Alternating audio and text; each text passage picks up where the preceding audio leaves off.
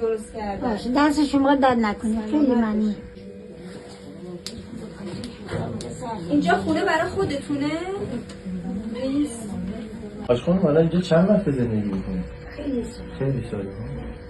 خب واقعا الان این مادر و پسرشون که خب یه مقدارم شرایط خوبی ندارن و یه جورایی حالا مریض هستن من خدا تو شرایط سختی دارن زندگی میکنن. اینجا این ساختمون نمور و خودشون که میگن بارندگی هم که میاد فصل سرما، واقعا اینجا اصلا شرایط زندگی کردن خیلی سخته. هیچ چیزی ندارن، هیچ. یعنی